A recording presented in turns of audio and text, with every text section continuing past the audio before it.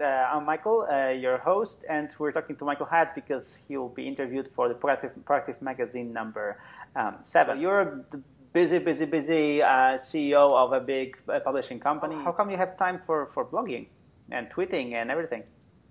Well, I think that social media really represents the future. And one of my primary jobs as a CEO is to network with other people that can help my company and help us get visibility for our products and for our mission.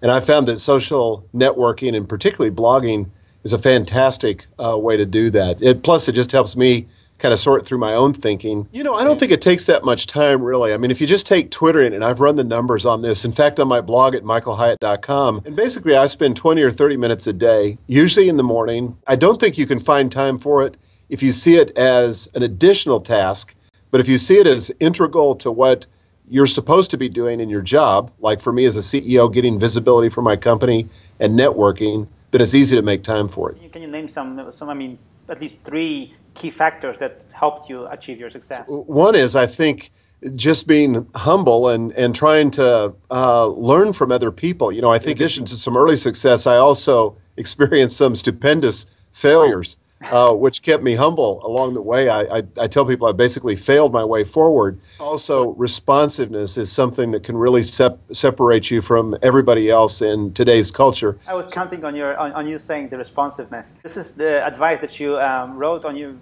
back in your old working smart stuck here in me, and so whenever I have a backlog of emails, I'm just scheduling 2-3 hours to just get the backlog to 0. I have a few people that frankly are friends of mine. One of them is a board member, and he almost responds instantly, and it's always impressive to me. I know I can always count on him. Man, he must be really smart, and he's really sharp, and he's really on top of his business, and he must really be organized.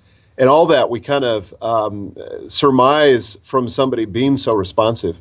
Publishing. You have some books in the pipeline. How is it coming along? I'm actually working on a book on leadership right now, which has really become the focus over time of my blog, because I do lead a team here at Thomas Nelson of about 500 people. It's tentatively titled Shift, because I think that's essentially what the leader's job is to shift people's ideas, people's perceptions. It's all about change management.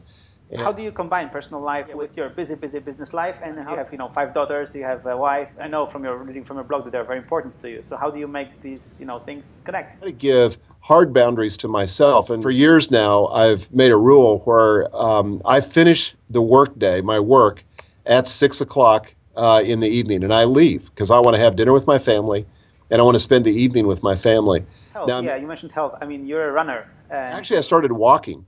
And as I began to walk, I thought, well, maybe I could start jogging a little bit. I think there's a direct correlation between, by the way, health and productivity. People that are healthy are more productive because they have more mental focus, they have more energy, they have more stamina. They just get things done more quickly. Okay, Michael, thank you very much for this great interview. It was great having you. Thanks, Mike.